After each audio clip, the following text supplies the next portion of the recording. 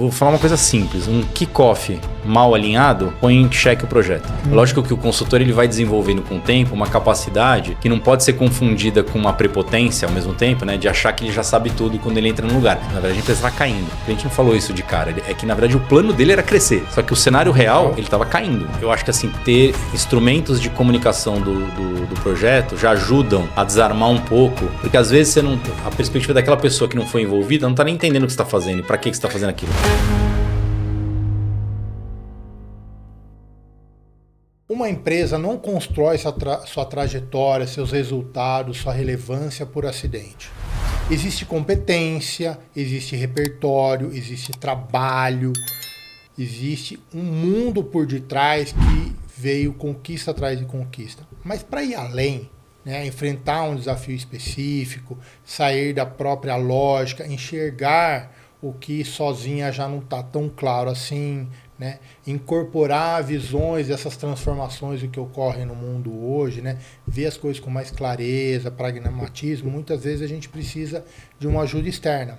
E é nesse ponto a importância de uma consultoria, né? É ela que faz toda a diferença para essas visões diferentes. E por isso que hoje eu recebo o Guilherme.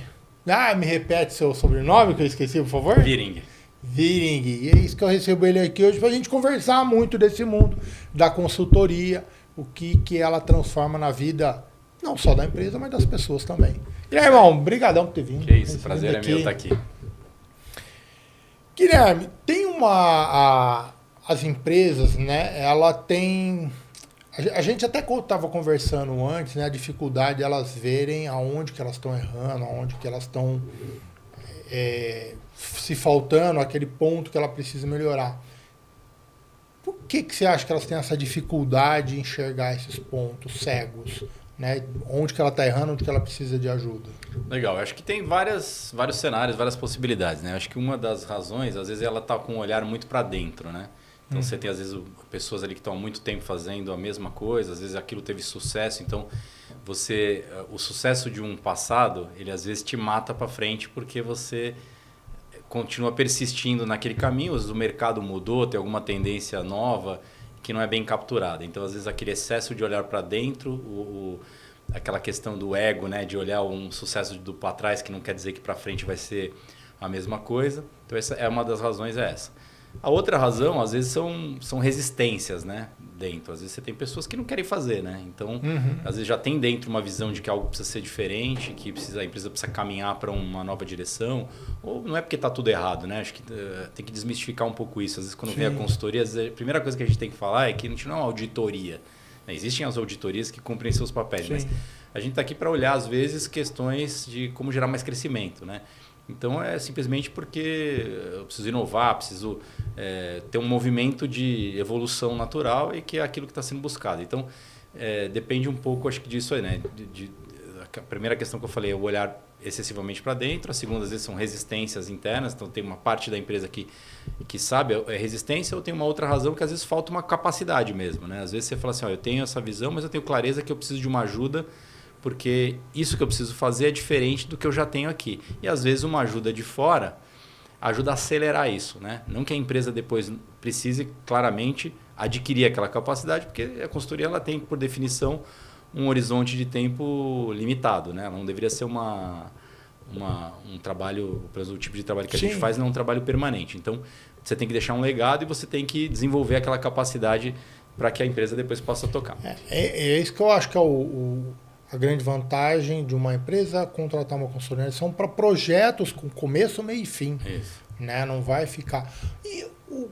A gente estava falando aqui da pergunta. Agora, existe algum trabalho, alguma forma de pensar que para os empresários em si, e ele detectar esses pontos que eles precisam de uma ajuda externa? Você diz previamente? Previamente. O que eu brinco, o que eu digo sempre é o seguinte, né? Depois de já 14 anos nesse mundo de consultoria, e a gente teve uma trajetória, eu e meus sócios, diferente, né? A gente veio do mundo executivo, então o aprendizado que a gente teve é o seguinte: você vende um projeto de consultoria, tem que ter uma combinação de 3 fatores, né? Primeiro para quem você está vendendo, né? Ou quem te chama, reconhecer que precisa de ajuda, que tem um problema. Eu acho que esse é o primeiro ponto, né? Você não vende um projeto ninguém vai pedir ajuda se não acha que precisa de ajuda. Então, acho que esse é o primeiro passo. Então, o ambiente ali interno da empresa precisa, a liderança, enfim, o CEO da empresa, o presidente da empresa, a liderança precisa reconhecer que ela precisa de ajuda. Segunda coisa é que ela precisa entender que uma ajuda externa, que é a consultoria, é valiosa. Tem ambientes que a gente já se deparou, já ouviu de pessoas que tem uma visão que, trazer uma pessoa externa, será que isso tem questão de confidencialidade? Será que eu vou transferir o meu segredo aqui para a consultoria? É lógico que ao entrar numa empresa, pressupõe que você vai ter acesso a tudo. Claro. Mas, cara, a relação de um consultor é de total confidencialidade. Se um consultor romper essa barreira, eticamente ele está fora do jogo, porque assim não tem como viver. Acabou o negócio. Mas ainda existe numa parcela de pessoas, às vezes, uma desconfiança, então ele não acha que a ajuda é externa, ele precisa contratar uma nova pessoa. Então, e a terceira coisa é que ele precisa achar que você você é a consultoria certa. Então, normalmente a consultoria ele é uma indicação, é um endosso. A gente até falou disso, não tem uma venda fria. Normalmente é um processo de aproximação que alguém te apresenta. Ou é alguém que já trabalhou com você no passado numa outra empresa. Eu brinco que o cliente da consultoria não é a empresa, são os executivos. Porque às vezes o executivo sai daquela empresa, vai para uma outra, na semana seguinte que ele já está lá, ele tem uma ideia e acha que você pode ajudar, ele te leva para lá, você nunca entrou naquela outra empresa. E a mesma coisa acontece às vezes quando ele sai dessa outra empresa, às vezes as pessoas mudam ali e você, com o tempo, você perde a conexão. Então, a conexão é com as pessoas. Acho que, na verdade, o mundo de negócio é isso. A gente fala muito das empresas, mas, na verdade, a gente está falando de pessoas. Então, mas respondendo a sua pergunta, eu acho que assim, precisa ter um alarme e uma percepção de que talvez um determinado assunto que está sendo conduzido na empresa ele não está avançando. Então, é um alarme de, talvez eu precise de uma ajuda. Então, quando tem esse sinal, é o que indica que talvez uma ajuda externa possa ser útil. Hoje, a gente recebe, tem muita informação vindo para tudo quanto é lado. Isso, pelo menos na vida pessoal nossa, é essa. Nas empresas, na minha experiência, tem empresa que tem informação, dados pra caramba, não tem informação, e tem outras que não tem nenhum dos dois. Na sua experiência, qual que hoje está mais perigoso que as empresas lidarem? É com a falta de dados, ela trabalhar esses dados, ou o excesso de dados? Cara, eu acho que as duas coisas são igualmente ruins. Quando você tem falta de dado, o plano vai ser ter os dados, se estruturar para ter os dados. Eu acho até que é um problema talvez mais fácil de resolver. O excesso de dado cai numa outra questão, que aí você percebe que não é só ter o dado.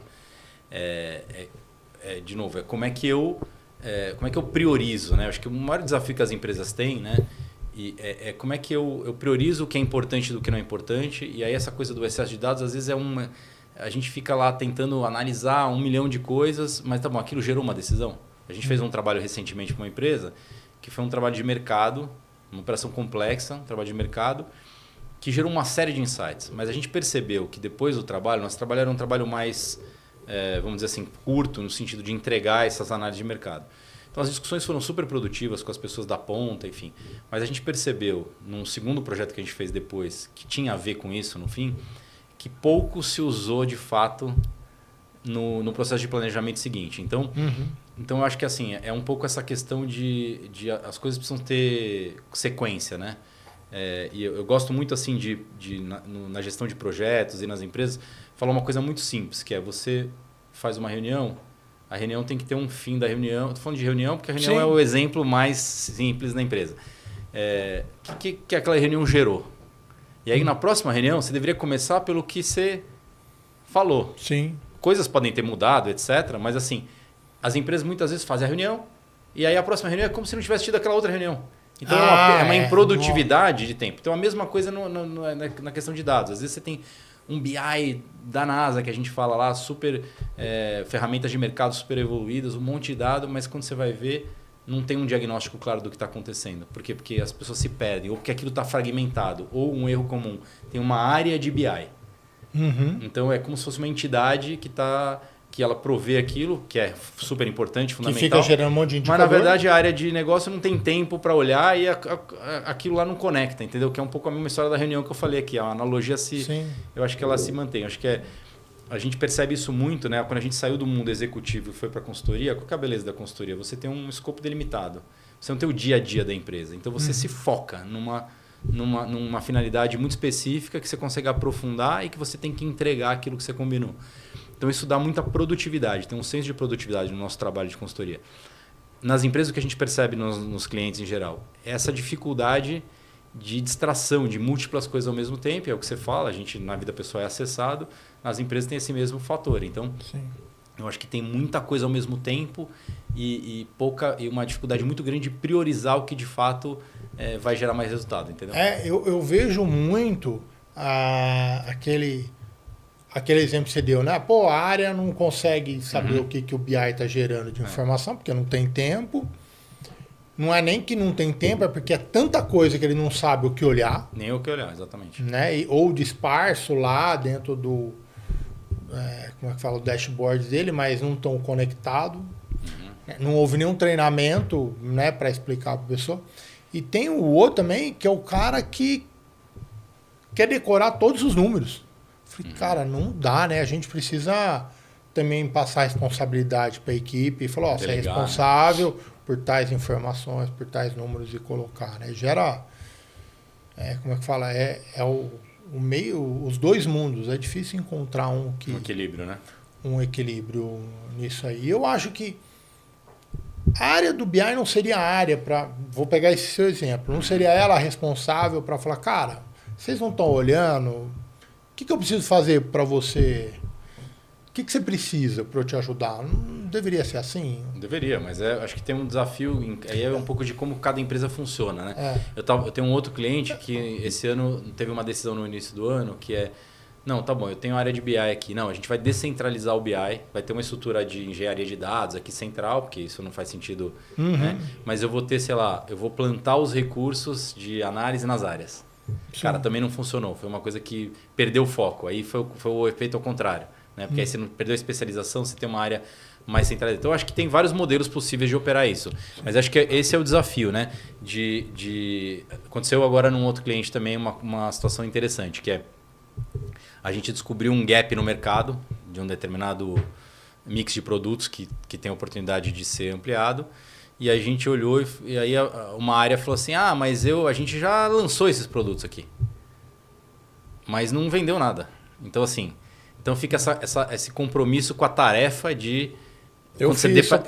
A minha parte eu fiz, só que no fundo o resultado não aconteceu. Então, ou está o problema aqui ou ali, ou na conexão das duas coisas. Então, acho que essa fragmentação das coisas é que é o problema, né? Então, assim, agora com a inteligência artificial, né, tá todo mundo encantado e tal, não tem como negar os avanços de produtividade e tal. Não seria eu que diria que não é útil. A gente usa também com todos os cuidados que isso precisa requerer, até para a questão de confidencialidade de dados e tal. Mas, assim, o que a gente percebe é que as empresas têm dificuldade de lidar com isso, né? Com esse excesso de dados que você falou, né? E como é que eu vou... E como é que eu... não é simplesmente... A história do IA não é que eu vou lá e a IA faz para mim, né? A gente estava até tendo uma conversa interna essa semana com a equipe de todos os cuidados de uso, etc., as ferramentas que a gente está sugerindo, exemplos bons e tal, mas principalmente a questão dos prompts lá, né?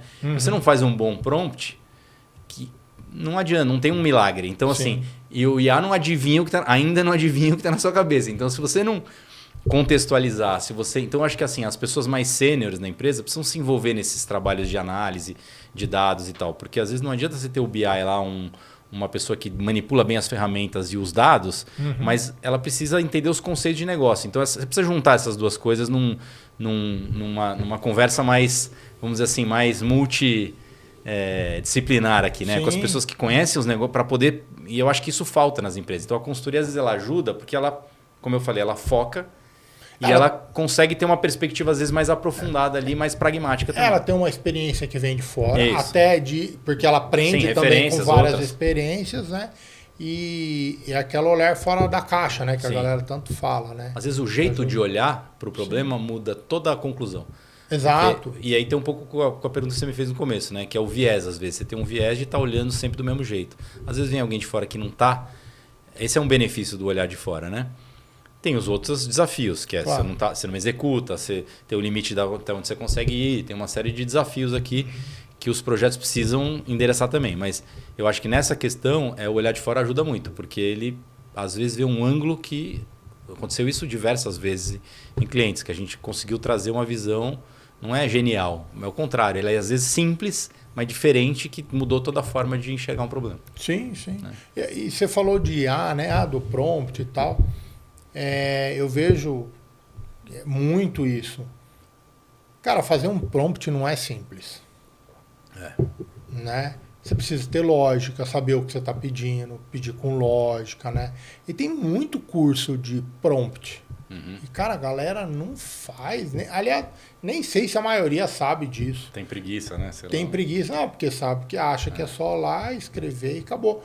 Mas não tem uma diferença gigante, ó. E a IA, ela é uma parte do processo, mas não o fim. Claro.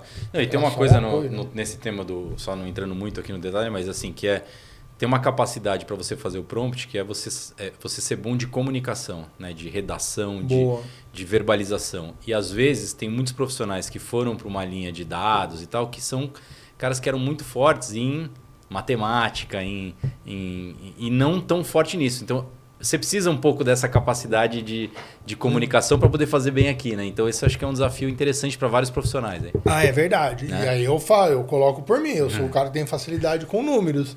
Não é escrever. É isso. Daí isso começa a pegar, né? Porque passa a ser importante também essa capacidade, né? Pensando até na educação das pessoas. Pô, mas é isso que a gente se comunica, fala. Por isso que eu vou sempre pedir ajuda para os outros nessas coisas. Né? Faz muita diferença isso, a hora que você reconhece aonde você tem dificuldade para colocar e fazer. Que, de novo, isso serve para a gente, né? Mas serve para as empresas quando é o caso da consultoria. Com né? certeza. Quando a gente... na minha experiência, eu vejo assim, muitas empresas falam assim, não, isso aqui é só uma oscilação. Os caras estão olhando para os números lá, isso aqui é só uma oscilação. E na realidade não é, porque não estão sabendo ler os dados do resultado. Tem outros que estão sempre falando, não, o mercado está ruim. Essa é a melhor desculpa que tem, né? Não, o mercado foi ruim para todo mundo. Desculpa, como é que é? A pessoa vê o número e depois acha uma desculpa para o número. Né? Quando deveria ser o contrário. Né? O número deveria justificar aquilo que você está passando. Qual que é o gancho que as consultorias têm para transformar isso em resultado de crescimento? Então, eu acho que, primeiro que assim, quando a empresa reconhece que tem uma dificuldade, um problema, ou que ela tem um desafio, que é o que motiva o projeto, quando a gente chega no ambiente, o que é um primeiro passo? Eu acho que o cliente, né, ele muitas vezes ele não sabe o que ele precisa, ele sabe dizer dores que ele tem, ou dificuldades, né, barreiras. Então, eu acho que o trabalho do consultor, primeiro de todo, é entender, tentar traduzir com pouca informação, porque quando você está num pré-projeto, você não tem um nível de acesso a toda a informação, você não conhece aquele ambiente, né? Lógico que o consultor ele vai desenvolvendo com o tempo uma capacidade que não pode ser confundida com uma prepotência ao mesmo tempo, né? De achar que ele já sabe tudo quando ele entra no lugar. Mas é fato que quando você entra no ambiente, você já faz uma leitura. O fato de você estar em muitos ambientes diferentes ao mesmo tempo, ou em, sei lá, nos anos que a gente já está aqui, tantas experiências, você vai capturando coisas que você já faz leituras assim prévias que vão te dando pistas. Mas você não pode achar que você já sabe tudo. Né? Perfeito. Então, o trabalho da consultoria, primeiro de todos, com essa pouca informação inicial, tentar traduzir aquilo que o cliente está te dizendo num escopo e numa problemática para tentar responder aquilo e tentando investigar as causas daquilo. Então, normalmente, você não pode ficar preso ao que ele está só te dizendo. Você tem que ter uma metodologia de olhar de uma forma mais ampla. Porque, às vezes, o problema não está onde ele está achando que está. Ele nem sabe onde está. Então, se a tua metodologia for muito focada só no que ele está te falando e não tiver uma oportunidade de ter um olhar mais amplo, porque porque às vezes o problema está em outra coisa. Então você falou do mercado, eu já vi situações, teve um cliente particular grande aí no interior do sul do Brasil, que era uma empresa que tinha sido comprada por um investidor grande e ela estava... A conversa inicial era assim, preciso crescer 10%. O meu desafio aqui, não estou crescendo e tal. Aí quando o cliente topou uma imersão, uma mini imersão prévia, assinamos um contrato de confidencialidade, a gente fez uma primeira olhada nos números, conversamos com as pessoas-chave da operação. O que a gente percebeu? Na verdade, a empresa estava caindo. O cliente não falou isso de cara. É que, na verdade, o plano dele era crescer. Só que o cenário real, ele estava caindo. Então, assim, era muito mais desafiador do que simplesmente crescer. Era reverter uma tendência de queda. E depois de um tempo, o que a gente percebeu é que, de fato, o mercado estava retraindo e não era uma visão que ainda o setor estava clara isso. Então, quando é um cenário desse... Então, de fato, às vezes o mercado pode estar caindo. Sim, e aí você tem que... E aí é perigoso não ter essa visão. Por quê? Porque não adianta você querer fazer um plano de dobrar o negócio, sendo que você está contra a maré de um jeito muito forte. Né? A gente costuma acreditar que sempre é possível fazer melhor do que está sendo fazendo. Tem que ter essa mentalidade, né? Para achar as oportunidades de fazer e não ficar preso a essas desculpas. Mas tem cenários senão onde... aí que você vai cair mais mesmo, ainda. né? Mas tem cenários onde o mercado, de fato, a concorrência se mexeu de uma forma... E às vezes, como eu falei, o ambiente está muito voltado para dentro, o teu trabalho é fazer ele enxergar o que está acontecendo. Se está muito visível, tem fatos e dados e você consegue ver isso aqui. Porque senão, você não simplesmente continuar na direção que você está ou propostas incrementais não vão gerar os resultados que... Às vezes eu preciso de um reposicionamento, né, de várias naturezas aqui, de tecnologia, de canal de venda, de preço, de várias variáveis que estão envolvidas num modelo de go-to-market que a gente fala, que é o que, né, todas as componentes aqui quando a empresa está no mercado. Então, para gerar crescimento. Então, eu acho que tem isso. Aí você tem outras questões de melhoria, de gestão, né? Então, incremento de gestão, às vezes a forma de gerir aquilo, de acompanhar, ela precisa ser aprimorada e às vezes simplesmente uma melhora de gestão ela faz ganhos de eficiência, né? Então isso é bem comum, ter sempre oportunidade, porque isso é normal, né? E às vezes o olhar de fora ajuda a ver isso. E algumas questões de estratégia, né? Quando eu preciso, eu preciso mudar alguma coisa aqui na minha estratégia para poder produzir resultados diferentes. Eu acho que as organizações têm quanto maior a organização, mais difícil é promover de fato essas transformações, porque ela está presa naquilo que ela já está fazendo. Isso. Então, o projeto é muito fácil ter um diagnóstico e montar um plano. O difícil é fazer o plano ser implementado. Então ele precisa ter uma estratégia que faça sentido, mas assim, como é que essa jornada e o que a empresa precisa para essa transformação acontecer, se ela precisa de outras capacidades que ela não tem, se ela precisa investir em tecnologia, se ela precisa... Enfim, essa clareza e esse convencimento de qual é, e aí depois a resiliência de passar por esse processo, porque muitas vezes a mudança ela é mais profunda, e aí se você... E aí eu brinco, às vezes o cliente está muito assim, um projeto de 3 meses, né? Tem cliente que ele já fala para você quanto é o tempo do projeto, a equipe e tal, porque ele já está pensando no budget e tal. Mas às vezes um investimento, fazer aquele investimento sem essa preocupação de como eu vou implementar depois, cara, é jogar o dinheiro fora. Porque muitas vezes faz aquele projeto e as coisas não vão caminhar. Sim. Então é tão importante quanto pensar na solução de um problema que às vezes está agonizando ali o cliente, como eu vou fazer essa mudança. Porque é aí que está difícil, a dificuldade, né? De fazer as coisas se transformarem, né? Sim. Depende das pessoas, de outras coisas também. E aí você falou agora da dificuldade de implantar, né? E no começo estava falando de pessoas e tal. A dificuldade de implantar é porque o projeto em si é muito... complexo, assim? Não, é muito complexo ou é porque... Tem a parte do complexo, tem aqueles projetos que é muito fora da realidade e tem também os casos de pessoas, né, que são resistentes. Quando o projeto é muito complexo, ok, você fatia e vai colocando devagarzinho, mas você consegue colocar. Como fazer isso com pessoas? Eu acho que a primeira coisa você não conhece as pessoas, você tem que conhecer de cara, pelo menos quem trabalha comigo, a gente sempre faz isso. É tão importante quanto colocar em marcha o plano do projeto, que é preciso fazer essas atividades, e sempre os cronogramas são desafiadores, porque o projeto de consultoria, por definição, ele tem a beleza de ser focado, mas ele tem uma jornada que tem que ser intensa, né? Não dá para você ficar lá, que nem eu brinco, né? Às vezes o funcionário que entrava numa empresa, ele tem lá um mês que está lá, integração, não sei o quê. O segundo mês ele começa a fazer. O terceiro mês é que vão lá cobrar o cara de fazer e tal. Cara, 3 meses, às vezes o projeto já foi. Então você tem que, em uma semana, fazer uma boa imersão e aí você. Então o timing da consultoria tem que ser muito acelerado. Então, assim, tanto quanto importante é colocar as atividades, né, técnicas em marcha, é a conexão com as pessoas. Então, vou falar uma coisa simples. Um kickoff mal alinhado põe em xeque o projeto. O que é isso? Kickoff é botar as pessoas no mesmo ambiente, virtual ou presencial, as pessoas-chave que estão envolvidas ali, as lideranças principalmente, mas às vezes até outras pessoas estendidas aqui, e explicar o que você vai fazer. Cara, quantos projetos que o problema do projeto, a maior dificuldade foi que tinham pessoas desalinhadas com o que era aquilo que você estava fazendo. E isso é difícil para as empresas, porque uma das maiores dificuldades que qualquer empresa tem é comunicação. Você pode ver, tem projetos de comunicação e sempre o problema é a comunicação. Então, eu acho que assim, ter instrumentos de comunicação do projeto já ajudam a desarmar um pouco, porque às vezes a perspectiva daquela pessoa que não foi envolvida não está nem entendendo o que você está fazendo e para que você está fazendo aquilo. Então, acho que começa daí. E aí depois você vai aprofundando, e aí eu acho que o dia a dia e vai demonstrando quem está querendo fazer ou não. Então aí você começa a ter instrumentos de também deixar claro quem está fazendo ou não, e aí ter conversas sempre com os stakeholders do projeto, a liderança principalmente, e essa parte de, como eu falei, o que precisa ser feito, o tema de pessoas aparece. Então, às vezes, infelizmente, tem temas que precisam ser resolvidos. Também muitos projetos de consultoria estão fora do planejamento, né? Das metas da pessoa.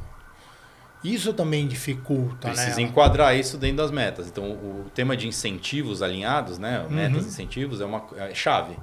Então, assim, tem até um modelo de framework que mostra o seguinte, que você tem que ter, sei lá, uns 7 elementos alinhados para uma transformação acontecer. Perfeito. Então, por exemplo, eu posso ter, se eu não tenho uma visão do que eu tenho que fazer, qual é a visão do que eu tenho que fazer, o problema que eu preciso... Se a empresa não tem isso, falta o básico. Então, não adianta ela ter todo o resto que eu vou falar aqui alinhado, que não vai acontecer, porque faltou visão, vai ter uma dispersão. Mas, às vezes, tem a visão, mas não tem um plano. Então, eu sei o que eu quero, mas não sei exatamente o que eu tenho que fazer. Às vezes eu tenho o plano, mas não tenho as capacidades. Então eu posso ter a visão e o plano, mas não tenho as capacidades alinhadas. Então, que pode ser competências de pessoas ou de tecnologia, ou de... Tem o tema de recurso, eu posso faltar recurso. Então eu sei, aí para cada combinação dessa que falta um desses elementos, gera um tipo de frustração, né, coletiva. E um deles é o incentivo. Se eu tenho um desalinhamento de incentivo, cada um vai para um lado. Então, não adianta eu ter uma visão, um plano de ação, ter os recursos, ter até as capacidades, mas cada um está marchando para um lado. Então, acho que o desafio não é de um projeto, é de uma transformação, é alinhar esses elementos todos para que a gente não falte nenhum deles, né? Então, acho que meio que o projeto de consultoria ele tem que levar isso em conta na jornada. Não é só uma entrega técnica de uma solução. Isso tem que fazer parte do negócio da consultoria. Total. Ajudar isso. Encaixar isso dentro da empresa. Boa. Não, justo. E ainda você estava falando aqui, eu lembro que antigamente muita gente falava assim, tem uma consultoria lá, significa que ela vai roubar o trampo de alguém, né? A vaga de alguém. Né? Hoje já não tem mais isso. Pelo menos eu não vejo hoje. Na realidade, já estão lá e facilita.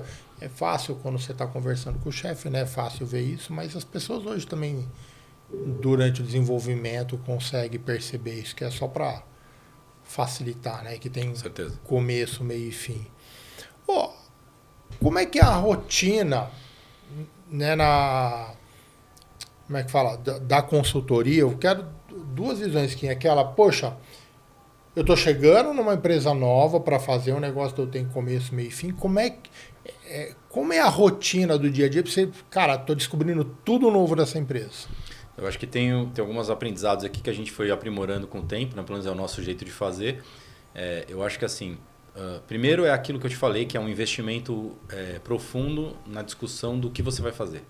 Às vezes tem muita ansiedade do cliente que decidiu que quer uma ajuda externa, então quer fazer uma reunião de briefing muito rápida, acho que aquilo lá já foi...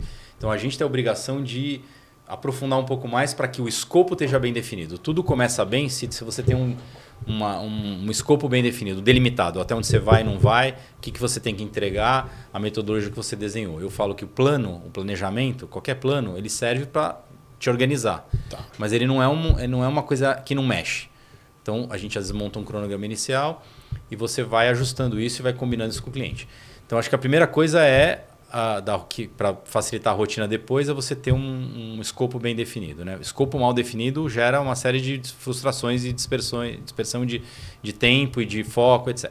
Sim. Aí eu acho que assim, a gente tem uma dinâmica de ter uma organização pré-projeto. Então, antes de eu começar o projeto, porque o projeto tem um dia de início, né? Além do kickoff lá que eu falei que é relevante, Sim. que tem que ser o quanto antes com o máximo de pessoas envolvidas possíveis, para que tenha uma comunicação única no mesmo ambiente para todo mundo. Então, você garante que todo mundo lá está sabendo já no dia 1 o que aquilo é. Gera dúvida, mas beleza, a dúvida já é boa porque alguém vai lá perguntar e tal. Perfeito. A gente pré-projeto tem uma imersão do time. Né? Então, o que a gente faz? A gente contextualiza toda a conversa, porque nem todo mundo participou das conversas com o cliente. Normalmente, os sócios que estão mais envolvidos ali, um time mais sênior, nem todos os consultores que estão envolvidos no projeto participaram de todas as conversas. Então, é fundamental um trabalho prévio da empresa. Então, se é uma empresa listada, por exemplo, que tem dados publicados e tal, a gente já cria um kit de informações ou que a gente recebeu que são públicos para a gente fazer uma imersão naquela empresa. Né? Então, as pessoas já entrarem no dia 1, sabendo mais ou menos quem são as pessoas que a gente conversou, um detalhamento de tudo que foi falado. Todo esse trabalho, o time não chega lá no seco, sem saber, e vai descobrindo ali. Então, tem todo um trabalho de organização prévia de tudo que... E a gente foca no planejamento... Quando você fala time, é o time da consultoria. Da consultoria. É isso. Tá. E aí a gente tem um planejamento muito, como eu falei, tem um plano do plano de voo completo, mas a gente já foca nas primeiras semanas. Então a gente aprofunda já previamente o time, como é que é a nossa estratégia aqui, pelo que a gente já conversou com esse cliente. A gente vai pedir os dados que a gente precisa no primeiro dia ou não? É melhor na segunda semana, porque a gente vai primeiro entender melhor para fazer um pedido melhor de dados, por exemplo, dando um exemplo específico. Então esse trabalho pré-projeto ele é super importante. Não pode ser muito longo, porque a consultoria tem que estar alocada no projeto, mas a gente já prevê uma semaninha aí, alguns dias antes, para um time se conectar, né? Porque às vezes estão vindo pessoas que estavam em projetos diferentes, não necessariamente aquele time estava trabalhando junto no momento anterior, né? E é uma das coisas que acontece. Então, acho que essa é uma coisa da rotina, falando isso aqui pré. Quando inicia, eu acho que assim, as primeiras semanas, os primeiros dias tem que ser intensivos de presença no cliente, de preferência. Porque é onde você vai conhecer o ambiente, conhecer as pessoas, e aí eu até falo, os sócios, né? A gente, no nosso modelo, se envolvem demais nesse início, porque se você não entender, não conhecer as pessoas, não entender o ambiente logo, até a contribuição para o time depois fica difícil. Então, é uma coisa que precisa de um envolvimento de todo mundo ali intensivo, de conversas, de imersão mesmo, né?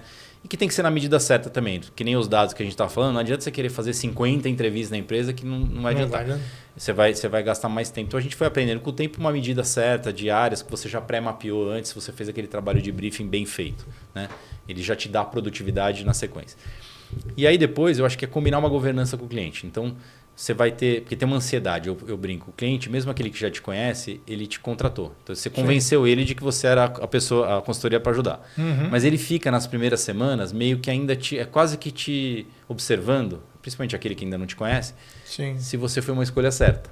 Então as primeiras semanas elas são muito importantes para a gente dar esse conforto. Né? Você não vai ter todas as respostas nas primeiras semanas. Então gerenciar essa ansiedade do cliente. Eu, por exemplo, prefiro fazer reuniões já desde a primeira semana. Porque aí o cliente vai ver, você não vai ter nenhum achado ainda grande para dar, mas você vai dando conforto, previsibilidade, vai ajustando a relação. Né? Eu acho que é mais importante para afinar a relação das pessoas e perceber o jeito de cada um, porque você vai se ajustando de alguma maneira também para atender melhor ali.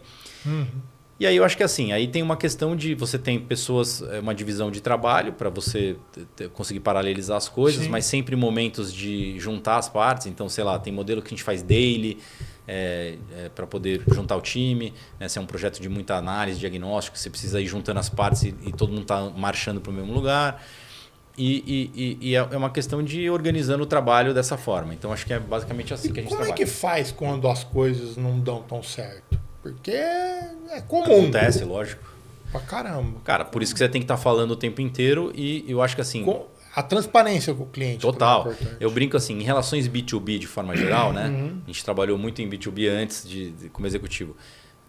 Problema zero não existe. Existe como você trata as questões, né? Perfeito. Então, eu acho que na relação B2B é isso. É como você contorna as dificuldades ou os problemas que aparecem, é como o cara te avalia, né? E como aquilo dá certo ou não. Então, não é não ter problema. Problemas vão aparecer, não vai faltar uma coisa aqui, o prazo que você estimou vai mudar, porque tal coisa aconteceu. Então, a comunicação muito permanente e direta, você não pode ficar um mês sem falar com o cliente lá. Sim. Daí aí é problema na certa, né? Porque mas... você tem um choque, às vezes, de expectativa. Então, você tem que ter uma comunicação muito... Por isso que a governança da comunicação semanal, ou como você combina o jogo com ele desde o início, é chave para o processo. Mas mesmo conversando toda semana, a importância é a transparência com ele que está falando, né? E sem chamar atenção, né? Pô, você falou que tinha isso e na realidade não tem, é diferente, né? Tem que ter... Ninguém é culpado, digamos assim, por problemas durante a execução da... Não, a única certeza que você vai ter é que coisas não vão ser exatamente como você planejou originalmente. Então você tem que estar preparado e a experiência vai te dando os elementos de como lidar com isso. É o que você falou, é a comunicação transparente e discutindo alternativas. Eu acho que sempre você tem que ter, pelo menos eu tenho isso como, não é nem na consultoria, acho que é na vida. Você ter, você buscar alternativas para as coisas. Sim. Né? A hora que você traz alternativas, se aquilo que você imaginou não era exatamente daquele jeito, mas você trouxe uma alternativa, você vai se ajustando, entendeu? O problema é essa postura reativa de, não, isso não tem, então não sei o quê, aí isso não funciona. Tem muita diferença de tratar isso naqueles projetos curtos e nos projetos longos? Com certeza.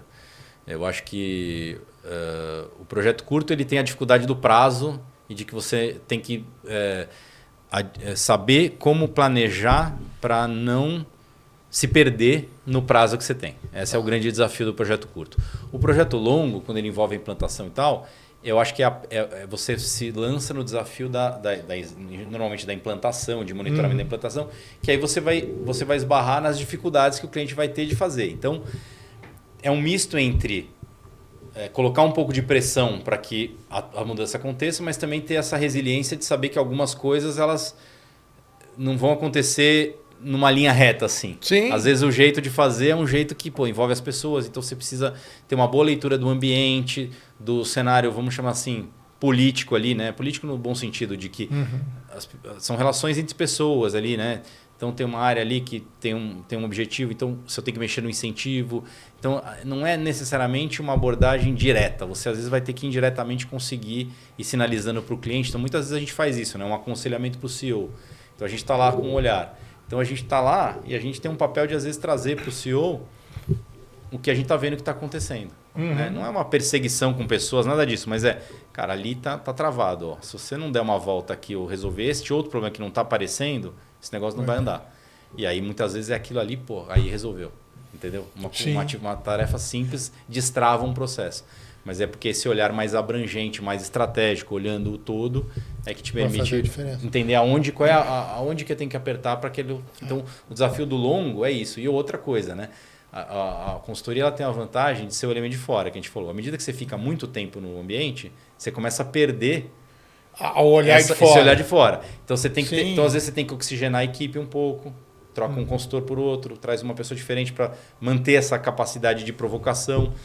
E também... O outro risco é você olhar e falar assim, aquele cara ali eu já sei que não vai fazer. E o consultor, quando ele chega, ele não sabe disso. Então, ele demanda, ele provoca. Então, com muito tempo, por isso que às vezes oxigenar a equipe é bom, porque você tem que manter essa capacidade de ignorar um pouco o passado, vamos dizer assim, o porquê as coisas não andam, ou a característica das pessoas, porque, cara, a gente tem que olhar para frente. Eu sempre falo isso, a gente tem que olhar para frente o que a gente precisa fazer.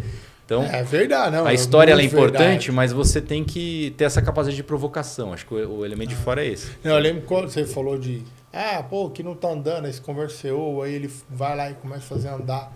Eu lembrei da época que era um analista júnior. Sim. Começo de carreira, né? Aí isso acontecia, você vinha, mano, fala comigo, pra que dar a volta? Porque ele desce numa cajadada, uma machadada na cabeça do coitado, que ele nem tava sabendo por que por que a coisa não estava andando. Eu só venho a chamada nele, mas faz parte. Faz. E aí, vocês também tem que ter uma visão, assim, que nem eu falei, às vezes a gente tem um papel, muitas vezes, cada vez mais com CEOs aqui. Você tem que também ter noção do peso do que você fala. Claro. Porque senão você fala um negócio ali e aquilo pode ter uma consequência desnecessária. Então tem que ter muita maturidade, né? E ponderação também ao mesmo tempo, né? Ao mesmo tempo que você tem que falar algumas verdades, né? Você tem que também saber o peso do que você fala. Às vezes pode ter uma consequência que pode ser crítica, né? Então, sim. Né? E eu falo, tá usando o exemplo que ele deu, mas às vezes, cara, você só fala com, como é que fala? Com o gerente, o diretor, né? Que tem que descer. E às vezes o coitado do analista nem tava olhando para isso, mas realmente tem que tomar cuidado da forma como fala para não colocar. Agora a gente tá falando muito assim das coisas que estão andando, né? A consultoria tá toda lá bonitinha e tal. Eu vou pegar um gancho aqui de algo que a gente estava conversando lá no off, que é quando você, beleza, já começaram, você tentava falar, pô, começamos bem, já cheio de cliente, tal, tava bem. E aí, natural, como qualquer empresa, tem os vales que a gente precisa correr atrás. Claro. Como é que que mudou na rotina para enfrentar esse vale? Acho que primeiro que nem eu falei, empreender, né? Ter um negócio é o que eu te falei, né? Normalmente o empreendedor, como ele acredita naquilo que ele decidiu empreender, normalmente os planos são mais otimistas do que a realidade, porque senão ele não empreenderia. Senão não vai. Então é importante ter um trabalho, né? A gente que veio de mercado e tal, fazer um trabalho de o que pode dar errado, o que não sei o quê. Mas normalmente você é muito otimista e você vai. Então eu acho que assim, altos e baixos vão ter nos negócios, né? Para quem é empreendedor, porque tem efeitos que você não controla, né? Então o mercado, a regulação, a guerra, né? Em vários negócios você tem vários efeitos externos que são um pouco imponderáveis, né? Então acho que assim, primeiro você tem que estar preparado, né? Pessoalmente e como empresa para esses momentos. Então eu acho que aí tem a ver com o planejamento que a empresa faz de recursos, etc, para poder viver momentos menos estáveis, vamos dizer assim, né?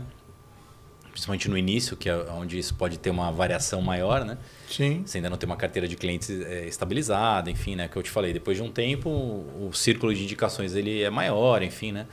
Então você começa a ter, a roda começa a te favorecer um pouco mais, né? Mas tem uma fase que você tem que fazer mais esforço, né?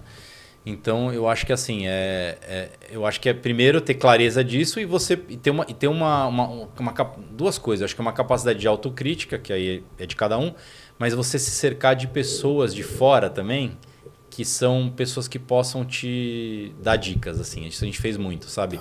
De pessoas de confiança, executivos que já viveram coisas, ou empreendedores e tal, e você conversar com pessoas de fora, porque senão você corre o risco de ficar não vendo. Quando você conta para alguém de fora, que nem a gente é consultor dos outros, é ter o consultor que te ajuda também. Lógico. Né? Uma espécie de um conselheiro. Né? A gente tem algumas pessoas que foram nos ajudando ao longo do tempo, dando dicas. Então, essa preocupação de não ficar para dentro olhando e olhar para fora, acho que no momento da crise ou da dificuldade, cara, você tem que conseguir ver diferente. Senão você corre o risco de estar com uma interpretação errada do que você está e não fazer um movimento de inovação, às vezes, que precisa fazer. Então, naquele momento que a gente viveu ali, que eu te falei no início, foi um ciclo super bom. A gente viveu uma fase mais difícil, depois a gente se reposicionou e seguiu muito bem. Sim. Mas nessa fase, ela foi fundamental, essa visão de pessoas de fora também, ajudando dicas, fazendo provocações de como é que você pode evoluir teu negócio. Porque às vezes a gente olha para trás, pô, acho que eu estou meio que estou fazendo a mesma coisa que eu estava fazendo. E a inovação ela tem que estar o tempo inteiro presente. Você tem que estar diversificando produtos ou linhas de atuação, né? Clientes. Então, eu acho que é um pouco por aí que vai. E nesses vales, vamos contratar alguém para ajudar a vender a gente ou vai todo mundo vender? Não, acho que todo mundo Porque vender. lá na prática vocês são sócios, né? A gente tem os sócios, tem o time de consultores. A gente tentou muito fazer os consultores serem vendedores. Assim, para clientes novos, como a gente trabalha para empresas grandes e normalmente o nosso cliente é um CEO, vice-presidente, um alto diretor na empresa, muitas vezes a turma que trabalha com a gente, os consultores, ou mesmo o gerente de projeto, eles nem todos têm acesso a essa rede. Então, simplesmente a gente chegou a fazer uma época lá um processo mais, vamos dizer assim, formal, né, de pipeline da equipe inteira e tal. A conclusão foi que para um negócio de consultoria do tipo que a gente faz, funciona muito bem, o consultor tá dentro dos clientes mapeando oportunidades onde ele já está. Ou mesmo estreitando o relacionamento. Então, no final das contas, o time tem que estar muito mais, realmente 100% focado nos clientes, onde eles estão trabalhando, para ter a entrega, para não dispersar com uma outra atividade e tal. Tem pessoas, às vezes pela característica pessoal, que são pessoas mais de relacionamento externo, Sim. que tem... Então, acontece já de ter...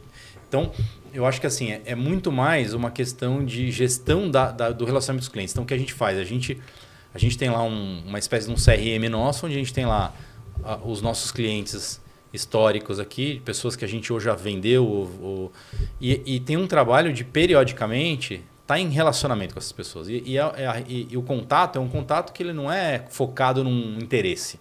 Ele é simplesmente um contato de manter ativa aquela relação e, de preferência, sempre estar levando algo de valor para aquela pessoa na posição que ela está. Né? Então, entender o que ela está vivendo e contribuir de alguma maneira, ajudar uma indicação. Então, você mantém essa rede ativa. Isso faz com que as pessoas lembrem de você quando ela tem um desafio, seja para indicar para alguém ou não. Então, eu acho que é menos uma coisa de venda, assim, que a gente trabalha muito com venda para as empresas, mas Sim. o nosso negócio é um negócio muito de reputação, de indicação.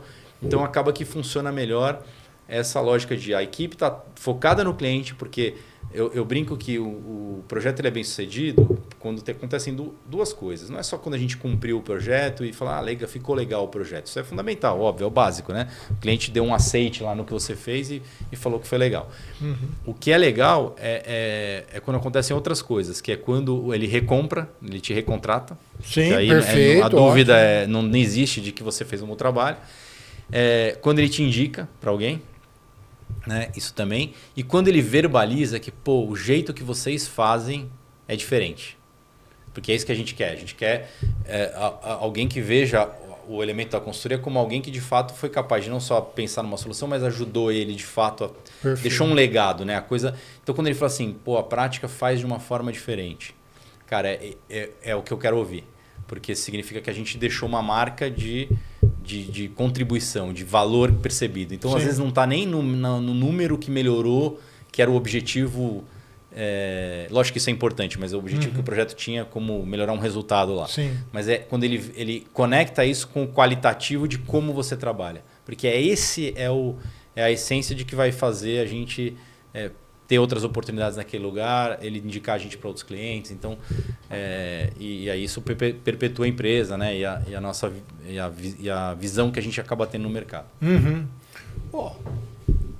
Vou voltar lá na outra parte, porque realmente eu vejo isso, é um desafio de empreender em qualquer a Sim. parte da venda. E é o que faz Total. A empresa ficar. Né? E ainda mais quando a empresa é enxuta, né? E todo mundo começa enxuto, que você precisa vender, você precisa negociar, vender, depois desenhar o projeto, colocar em prática, só que enquanto você está colocando em prática, já tem que estar vendendo de novo, senão Sim. você passa como fala, sem faturar. Né? Então é um grande desafio isso. E isso que você está falando de manter as conexões sempre ativas já é vender, né? Total, mas porque é muito mais disso do que sair vendendo na rua, né? Assim, como o conceito que a gente pensa assim, vender. Então, o que eu falo, no começo, para o tipo de negócio que a gente faz, né, que não é um produto de prateleira, quem vende um serviço mais padrão, talvez seja mais fácil ter processos de venda mais tradicionais, assim, mais simples. Porque, cara, eu me apresento, é um produto mais claro, né? A consultoria, ela tem um intangível. Que é assim, cara, será que esse cara é o conhecimento que ele tem acumulado da história de vida dele Perfeito. Na consultoria antes? Então, por isso que isso tem que ser referendado por alguém. Eu aprendi isso. Então, no começo, você vende para quem? Para quem já te conhecia. Então, você precisa ter... Então, é como se fosse aquele conceito da cebola, né? Das camadas. Então, você começa pelo centrinho, que é quem já tem uma relação estabelecida com você anterior. né? Então, os primeiros clientes foram clientes que ou foram chefes nossos ou pares nossos. Pessoas que já conheciam a gente como profissionais de negócios e viam valor no nosso trabalho. Mas sabiam que a gente ainda não era consultor, porque a gente se transformou numa consultoria. A gente estava aprendendo a montar o negócio no começo. Então, esse círculo foi muito valioso, porque aí você começa a criar os casos, os cases iniciais como consultor, né? Porque no começo, projeto zero, eu não vendi nenhum projeto. O que eu vendo? A minha experiência anterior como executivo. Foi isso que a gente vendeu, né? Que alguém comprou a ideia de, pô, esses caras têm uma experiência, nós vamos dar um desafio, vamos dar uma oportunidade para eles fazerem. Alguns deram. Então a gente tem isso muito claro e muita gratidão por essas oportunidades que a gente recebeu lá no início. Elas abriram portas, porque aí você foi conhecendo naquelas empresas outras pessoas que aí já passaram a te ver como consultores. E aí você vai, é o que eu brinco da cebola, você vai... A tua rede de relacionamentos já nesse novo papel foi expandindo, né? Então hoje é muito mais fácil ter alguém que entre em contato com a gente porque alguém indicou. Então já está naquele nível que não é mais nem o cara que te conhecia originalmente. Então por isso manter essa relação ativa com as pessoas e uma relação genuína tem que ser. Porque às vezes quando você chama uma pessoa às vezes para um contato, a pessoa já vem com aquela sensação, pô, o cara vai querer vender alguma coisa, né? E eu não é isso, cara. Eu não quero vender nada de cara. Eu quero contribuir. Então é uma relação de se atualizar, de entender o que está acontecendo. E aí você tem informações de mercado, não confidenciais, mas você tá. A nossa vantagem é que você está em muitos mercados, você está vendo a perspectiva comparada de setores. Sim. Então, às vezes, isso é muito rico para uma conversa com um CEO, com um diretor, com o vice-presidente de uma empresa. Essa troca, né? Porque, de novo, ele precisa ver visões de fora do mercado. Então, você ajuda com indicações. E aí, naturalmente, os assuntos surgem, né? Fala, pô, tem um assunto aqui, aí você dá uma ideia. Cara, às vezes aquilo gera um projeto. Às vezes não na hora. Às vezes gera um ano depois. Mas ficou na cabeça plantou uma da semente. pessoa, né? E eu acho que vendas, que não é só consultoria, qualquer serviço que envolva relacionamento, essa lógica vale, né? Então, você tem que acreditar toda semana que você precisa... Mesmo no momento que você estiver mais envolvido com a operação, com muitos clientes, com desafios de entrega e tal, você tem que abrir um espaço na tua agenda de contatos, de manter os contatos. Então, é o que eu faço. E eu falo por mim. Hoje, aprendendo a ser consultor, eu falo, caraca, que dificuldade que você tem para... Eu tive que botar o horário na agenda e para falar... para eu ter contato com alguém, porque você fica tão envolvido. A chave é a agenda, porque no quando trabalho, você planeja, você tem o tempo, né? Eu falo assim, todo mundo tem o mesmo tempo. Sim. Como você usa o tempo é a chave de tudo. É a vida, né? E aqui eu vou fazer um gancho que eu lembrei agora, porque na época que eu era CLT, eu também padecia desse problema. Porque eu ficava tão envolvido nas coisas que eu estava fazendo que eu acabava não conversando com outras pessoas. Sim. Dentro da empresa, eu conversava com Deus e o mundo. Porque eu estava envolvido em vários projetos, sabendo, mas fora eu não estava. É muito comum, a gente tem amigos, né, ou até clientes, executivos, que às vezes tem uma reestruturação, a pessoa sai. Aí você vê a pessoa meio perdida, né? Porque ela percebe que ela ficou muito focada para dentro. Sim. E é uma obrigação de cada profissional fazer esse trabalho, né? Isso não é conflituoso com o seu trabalho como CLT numa empresa. Perfeito. Com a sua empresa. Isso é uma missão que cada um tem que ter, né? Quer dizer, é importantíssimo até para si, não é? Quer dizer que você está olhando para mercado. Não é isso. É isso. Você está... É atualização, né? Manter... É você se atualizar, você atualizar os outros. Mas é muito comum a gente ouvir isso, que as pessoas falam, pô, eu não fiquei muito para dentro, principalmente quem ficou muito tempo no mesmo lugar. Ainda mais, aí parece que aquilo meio que aprisiona a pessoa. Não, né? eu falo por mim, eu sofri muito com isso, de aprender a reservar uma parte do dia para falar com outras pessoas. É isso que tem que fazer, isso aí. É importante, não é se é empreendedor, se é CLT, vale para todo mundo. Qualquer um, exatamente. Para todo mundo ver isso. Como é que fala? A gente falando aqui das organizações, como as pessoas têm que se atualizar, né? E aí se atualizar, se você também está se vendendo,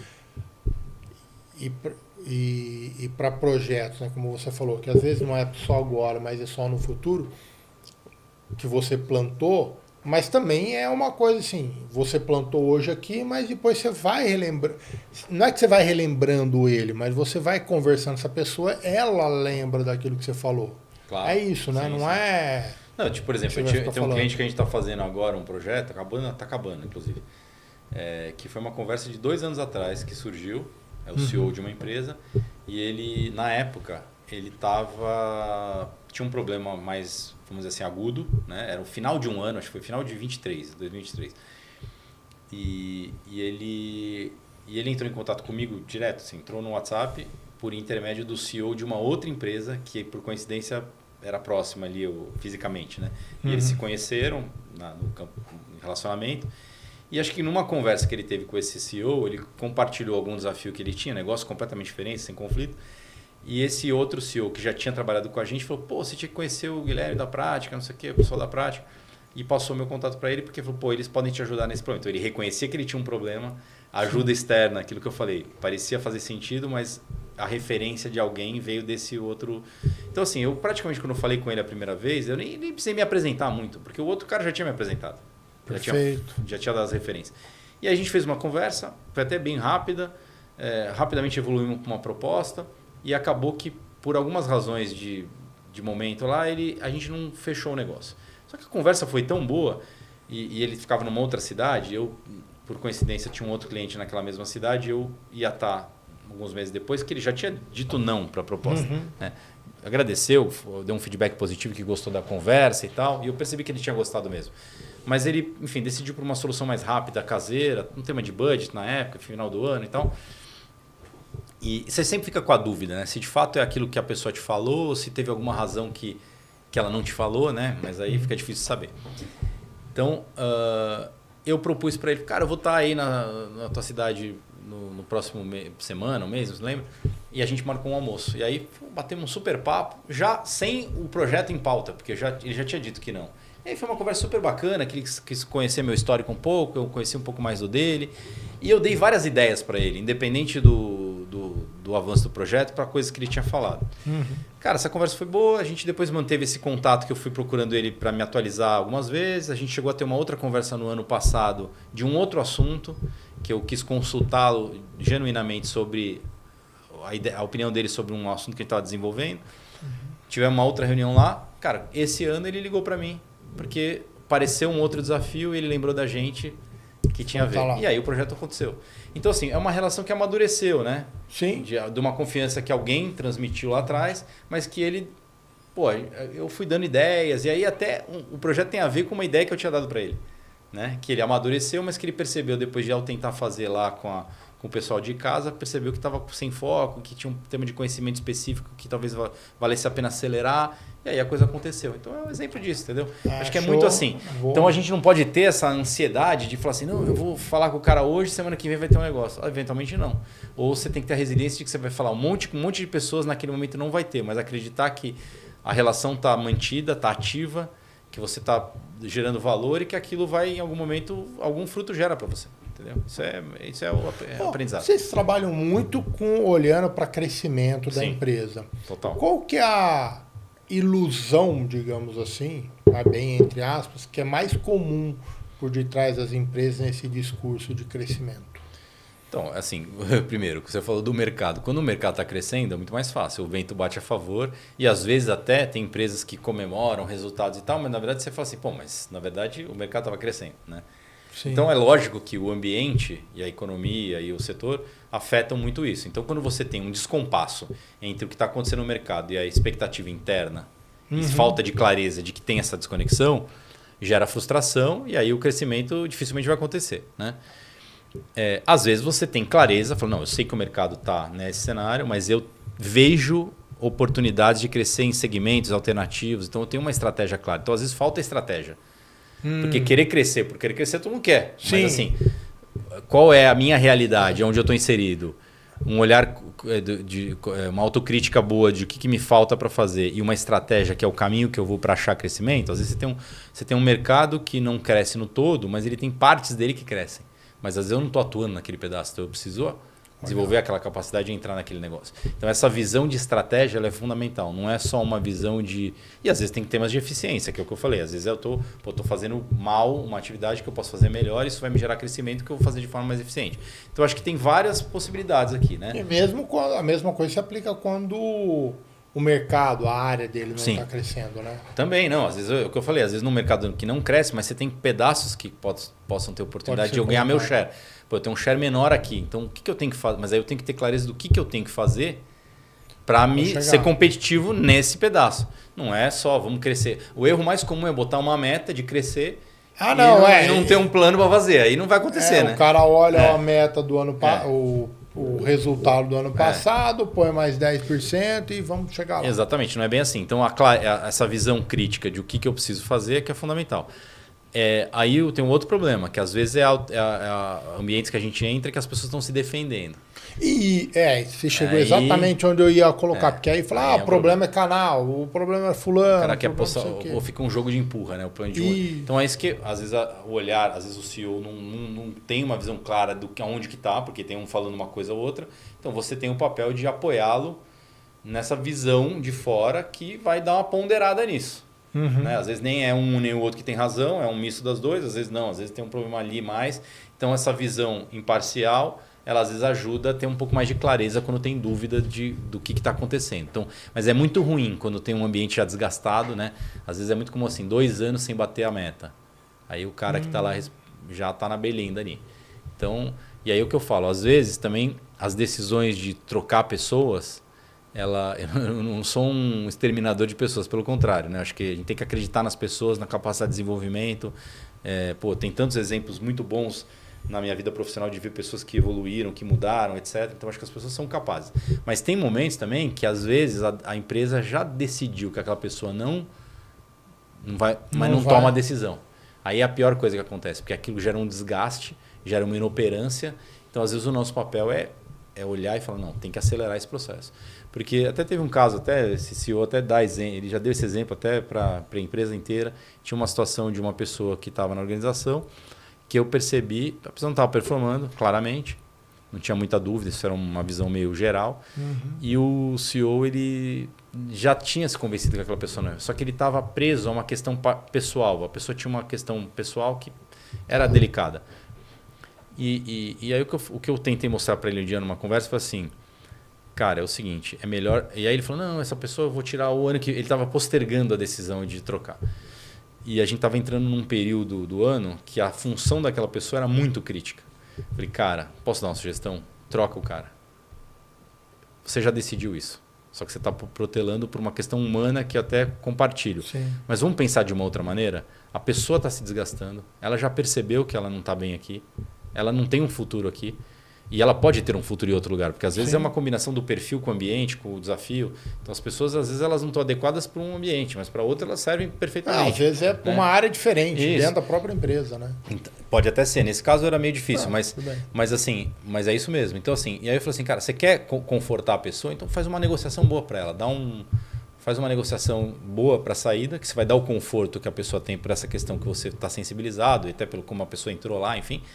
Mas toma a decisão, porque para a empresa e para você é a melhor coisa que você tem que fazer. E, cara, aquilo resolveu, ele ficou aliviado porque ele viu um caminho que resolvia o problema que estava travando ele, mas ao mesmo tempo ele resolveu o problema. Sim. E aí a coisa começou a fluir muito melhor, entendeu? Então, eu acho que isso é muito comum, né? Então, a gente não tem que ser um exterminador de pessoas, mas também às vezes as mexidas nas pessoas são relevantes e se elas não acontecem, e às vezes é boa para a pessoa, porque a pessoa já está desgastada naquele ambiente, ela já está sofrendo. E às vezes essa demora de tomar essa decisão é a pior coisa para todo mundo, para o coletivo e para a pessoa. Sim, sem sombra de dúvida. Eu estou muito dentro contigo, porque já vi isso. E às vezes a pessoa se realocar, que a pessoa não está passando um bom negócio, mudou, ela estava... Várias questões. Né? Tem muitas coisas. Eu falo, ninguém está naquela posição à toa. Ela está lá por uma competência. Né? Digamos, de uma forma geral, essa. E a nossa vida são ciclos de trabalho, são ciclos profissionais, então faz assim, parte. Coisas, né, não são para sempre. Qual é a pergunta mais honesta que um CEO deve fazer para ele, né? Para ele descobrir que a empresa está abaixo do potencial dela? A pergunta mais honesta que ele tem que se fazer? Eu acho que não sei se é uma pergunta, mas é aquela questão aquela preocupação de não tá olhando só para dentro, né? Tá. Então como é que e ele tem que ser talvez essa provocação, né? De como é que eu busco parâmetros para ter essa certeza se alguma coisa eu preciso mudar, né? Eu acho que o maior erro que pode acontecer é você se fechar em você mesmo.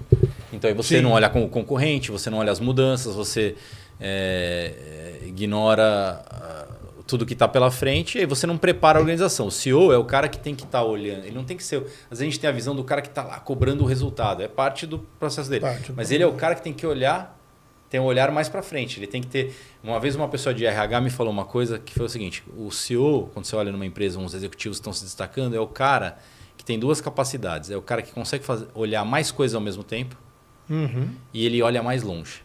Porque ele vê o impacto das coisas no tempo. Então, eu acho que o CEO tem que estar... Ele tem que reservar no tempo dele, né? Então, às vezes, numa crise de uma empresa, a pior coisa que tem é ele se fechar para tentar resolver aquilo. Né? Ele não resolve tudo sozinho, ele tem que ter uma equipe. Então, acho que a pergunta que ele tem que se fazer é se a equipe que ele tem é a melhor equipe que ele poderia ter. Porque ele não vai fazer tudo sozinho. Então, quando você tem um CEO entrando muito no detalhe das coisas, não é ele querer se interessar pelas coisas, ele precisa saber, ele precisa falar com as pessoas. Não é isso, não é ficar lá num pedestal... isolado do mundo, pelo contrário. Mas ao mesmo tempo ele não pode estar querendo ele resolver tudo. Se ele está fazendo isso é porque tem alguma coisa errada na equipe. Né? Você precisa ter a capacidade de multiplicar. Né? Então acho que ele precisa se questionar nisso. Quer dizer, eu tô com a minha equipe, a melhor equipe que eu poderia ter, ou com as peças que eu tenho para os desafios que eu tenho clareza desse desafio olhando para fora. Né? E nesse mundo hoje que a gente vive, que tudo muda muito rápido, né? Muito e muito rápido. Como é que você está vendo isso dentro das empresas? Cara, acho que é um desafio imenso esse tema da inteligência artificial que a gente falou, né? Porque eu brinco que assim, essas ondas de evolução tecnológica ou de filosofias empresariais no passado, né? Quando tiveram outras ondas aí de qualidade, então, tem ondas, né? De administração de empresas, você tem ondas, né? Ou teve o tema de que pegou muito tecnologia, que era aquela questão de você fazer desenvolvimentos ágeis, né? Então, são coisas que obviamente vieram para ficar, mas assim, teve um certo exagero, às vezes, do desenvolvimento ágil. Tudo era... A empresa inteira vai virar ágil e tal. É igual a mesma coisa, que 2025 foi o ano. Hoje a galera já Mas é normal isso, né? Quando vem uma coisa nova, ela ganha um hype assim, aí as pessoas saem daqueles early adopters e vai para uma massa maior e aquilo vai entrando na forma de fazer normal das coisas, né? Então eu acho que o negócio da inteligência artificial teve aquele primeiro desespero dos CEOs de falar assim, cara, ferrou, eu não estou fazendo nada. Então você via só o CEO falando em podcast, em entrevista, tal, 200 mil iniciativas, então meio perdido assim. Então eu acho que já está um pouco passando isso, acho que agora já está amadurecendo melhor o como começar a colocar isso em coisas de produtividade e tal. Nem tudo, tem ambientes mais maduros que outros. Então acho que esse é um desafio imenso de como de fato fazer uma tradução prática, não negar o movimento, né? Porque tem os dois movimentos perigosos, aquilo que quer fazer tudo ou que fala que isso aqui não é uma onda que não vai tem que surfar. E não é só IA, é para tudo. Mas tem que ter uma abordagem mais pragmática, né? O que eu faço então de prático e não um negócio só conceitual. Então acho que isso é um desafio que eu ainda vejo empresas muito atrasadas, outras ainda, né, outras melhores, outras apanhando, então ainda está um pouco heterogêneo essa abordagem. Você falou muito no começo a questão de dados, que eu acho que qual é a medida certa de dados? Eu preciso ter os dados, mas eu preciso fazer alguma coisa com isso. Né? Tem que gerar informação. E decisão, e ação. É isso aí. Se não gera isso, não serve para nada, no limite. Né? Exato. Então, não, mas é isso eu acho mesmo. que ainda é esse desafio. E as transformações, eu acho que aí vai muito de cada setor, né? Tem setores mais estáveis e setores que estão em ebulição, né? Você pega a energia, está mudando muito, porque tem coisas regulatórias mudando, né? O setor de educação que a gente trabalha muito, estão tendo mudanças regulatórias relevantes agora, que estão fazendo um rearranjo no mercado. Então, você ser mais rápido faz toda a diferença, porque quem faz o primeiro movimento tende a ter mais sucesso, né? Então, às vezes tem players que estão ainda mais... vamos dizer, estou falando de ensino superior, né? Principalmente que tem um negócio de ensino à distância, que está mudando muito isso aqui agora. Então, eu acho que depende muito do setor, né? Essas mudanças regulatórias, mudanças de forma geral. Então, estar atento para fora. Por isso que eu falei, se olhar para dentro, você vai querer crescer 10%, 20%, mas sem uma estratégia clara e vendo os impactos, né? Eu acho que é isso. Perfeito. Guilherme, para encerrar, dá o seu recado. Não, eu acho que mais de você, a gente, então, a prática desenvolve projetos aí de consultoria de estratégia comercial, né, de go to market para empresas em geral médias grandes, né? Com esse objetivo de crescimento, né? De gerar crescimento e com uma abordagem que ela mistura a estratégia, né? Uma boa visão de diagnóstico e estratégia para problemas que estejam colocados, mas com uma abordagem pragmática, no sentido de que eu preciso gerar transformações, mas eu também tenho que... Não adianta eu ter um plano estratosférico que eu não consigo colocar em prática.